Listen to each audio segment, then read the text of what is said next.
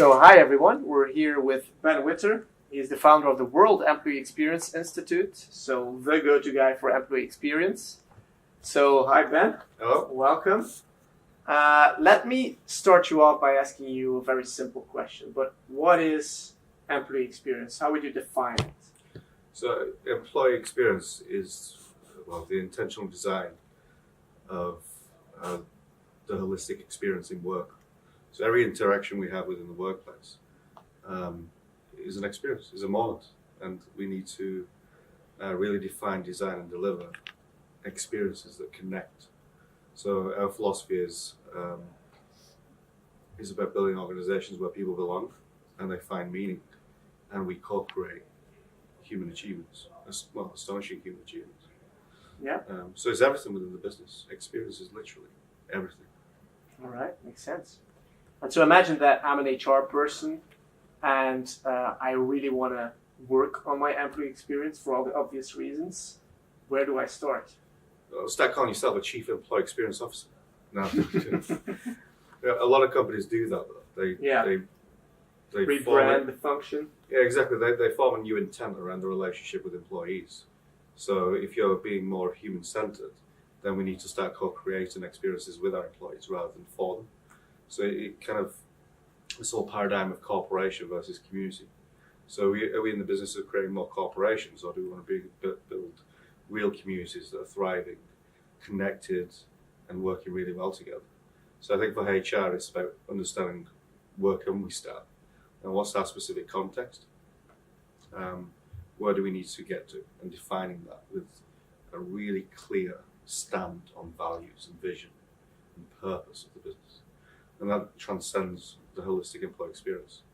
So it needs to start running through everything that you do, not just HR practices, but how you market yourself, how you brand yourself, how you build the office infrastructure, how you connect technology to that. So there's going to be some sweet spots where within the existing HR organization, you can find some great places to start and then broaden out the journey. Yeah, that makes sense. And so do you feel like HR should convince top management first before they start doing anything? Do you have to have top management on board, or can they start doing some stuff on their own, small pilots, that kind of thing? Yeah, I think HR have a great opportunity to build a great HR organization and progressive HR approach, wherever they are, whatever context they find themselves in. I think with employee experience, if you talk about the holistic experience, then it goes way beyond HR. It brings in IT, estates, catering, marketing, customers. We're seeing a lot more co-creation with customers around organizational values, for instance. So actually talking to our clients and customers first, saying what do you value from the relationship that we have, and then how can we bring that back into the employee experience? So it's kind of like inside out and then outside in, and it's a beautiful kind of convergence of experience. And when you get that right, which a lot of organizations are starting to do now, then you get the great business results. Do you feel like there's one silver bullet for employee experience, one thing that makes the difference, that makes an employee experience approach or project, if they want to keep it narrow, succeed? Yeah, I think there is. Which is, you don't have to have people saying this, but I think there is. No, yeah, I didn't expect you to say yeah, but you did, so now I'm very curious. There absolutely is, and it starts really in the mind of your CEO. Uh-huh. That's where it starts and that's where it ends. A lot of it is determined by the approach of the CEO. If they're people-centric, if they're not people-centric. Because we've seen organizations that are people-centric, they tend to produce workplaces that reflect that. So the employee experience is a reflection of the CEO. So if your employee experience is in trouble, if your customer experience is in trouble, it's the direct reflection of your CEO.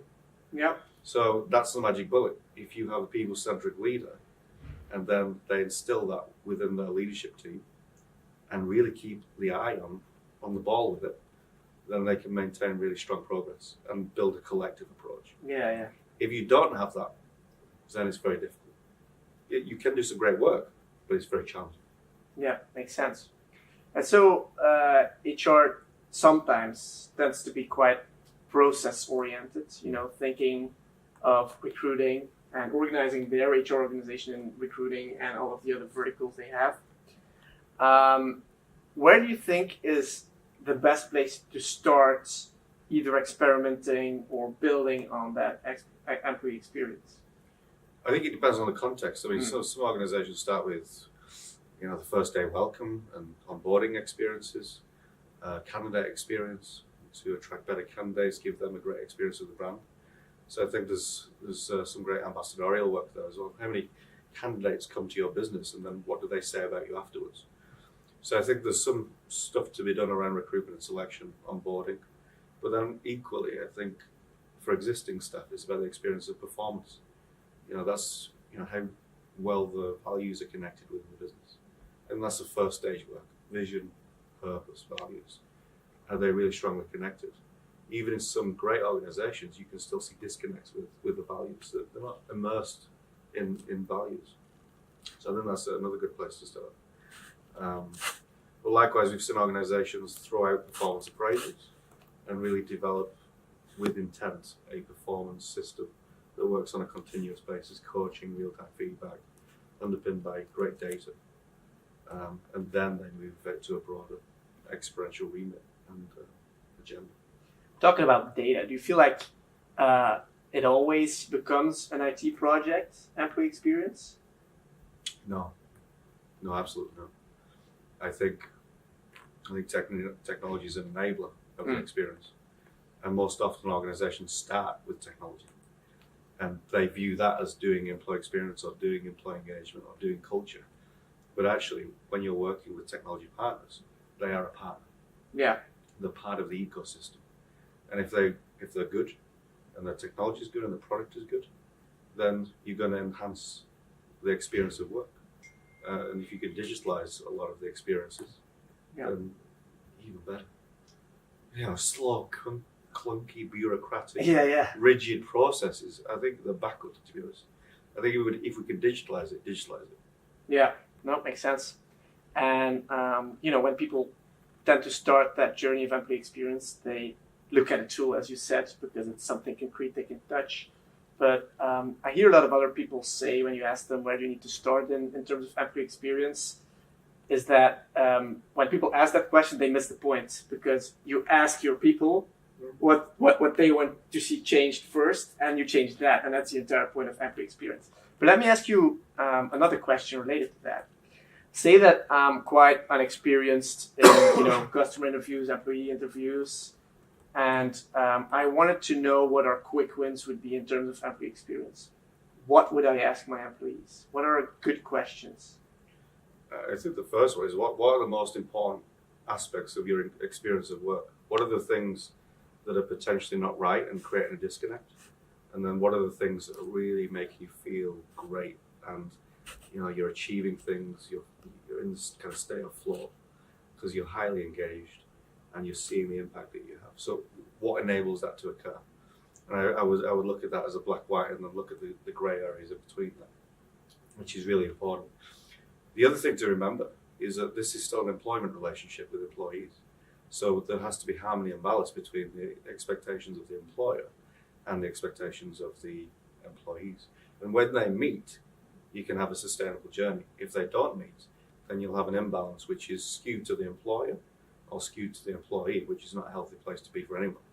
So I think it's find that sweet spot of experience where, again, the expectations converge and we can create a really compelling experience within work. No, that makes sense. And I mean, talking about the fact that you have to find the intersection between what the company wants and what the individual wants, because we're not here to cater for the individuals alone. I get that. But I think the line in between those two things is often the leader. And leadership is a topic in employee experience you cannot avoid. Have you seen some good examples in that sense, or maybe some bad examples even, of that leadership impacts employee experience? Oh, absolutely. I mean, you only have to look at, if we're talking about senior leadership, they make a massive impact. And sometimes you can see it very quickly with organizations maybe who've lost their way, maybe grown too fast, maybe the values don't mean very much anymore because you've got so many different people coming into the business. And quickly you realize that there's some problems at a strategic level which needs to be addressed. But if you address it, and you can kind of maintain that harmony and the focus on human-centered principles, then you can rescue the situation. We've seen many turnaround situations within, they've gone to the worst engagement scores in their history because of very poor leadership and commitment to the employee experience and related customer experience. Yeah. And then they start to see the impact on financials and profitability and satisfaction, NPS scores. And then they do something, which is either you change the CEO or you change the CEO's approach. And then lo and behold, like 1 or 2 years later, you've completely transformed the place. We've seen that so many times now. We've taken an organisation from scandal, almost on the national, front of the national newspapers, and within 2 years, because of a transformation within this, they've again regained their market position. How about line managers? Because that's top management, and that makes a lot of sense. But how about line managers? Have you seen any examples of good transformation, of creating a better employee experience by teaching them something or coaching them in a certain way? Yeah, I think coaching is a massive aspect of employee experience, because what are we coaching? We're coaching empathy. Essentially, we're looking at empathy, we're looking at emotional intelligence, we're looking at behaviours and behavioural economics. How do we get the best out of people within our immediate team? How do we manage and maintain the environment around people to create the right climate for good things to happen? That takes place in everyday moments. The one-to-one, the performance infrastructure, the quality of the data that we use to give feedback, the timing of the feedback. So these are all very kind of tiny moments, but actually they're very, very big moments within the employee experience. Because if you handle those wrong, it could be a disaster. And have you had an example of managers behaving very bad, where you stepped in and did something very concrete, and then you saw that the results in terms of employee experience were very positive? We saw one. So it was a small financial organization. It was a leader responsible for 400 people. Obviously distributed leadership and management team in place. But it came back to this kind of one overarching leader where there was a blockage there. And this person was somewhat disconnected. And engagement was staggering along, and results weren't pretty. So we did some specific coaching with that leader, and then how that leader led her immediate management team. And we saw something like I think it was like 36% increase in engagement over 9 months. Wow, that's very and impressive. What did we do? It was focused on the human aspects. So the moments that really mattered to people within that particular organisation, the immediate kind of line managers, how they could become more like an experienced facilitator, an architect, and to maintain that with their staff, which is really quite impressive. I mean, one of the examples they use, one manager started bringing cake to a meeting, but for them, they previously very command and control, that was something that resonated around. It's a shift. I'm going to start thinking more about serving my team as opposed to commanding them, and that was all the difference. That was a big difference.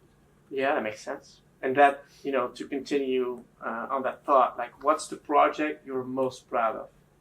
What's the project you look back at and you say, look, we've done such a great job transforming or building the employee experience?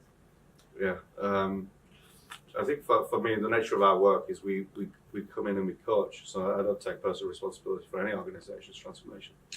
Okay, aside from the fact that you're proud of it, from me as a what's the most impressive project you've seen then? I mean, there's so many. I don't want to name them because I don't. You don't have to name the name, but just in the sense that something happened, people started, building that employee experience. There was a core group. I don't know. I just want to find out how it went. I think for me, so you've got all the things that I talk about in my book, which is, No, I mean, that's why we do these interviews. You're absolutely right to do that. So go ahead. No, I'm joking. No, we talked about how you establish an employee experience approach, and then we start guiding people around that. So it's very much co-creation, but it's for the teams to kind of really run with and build for themselves. So there's no dependency on any kind of external forces. It's all internal. It's all about the team and this philosophy that you install in.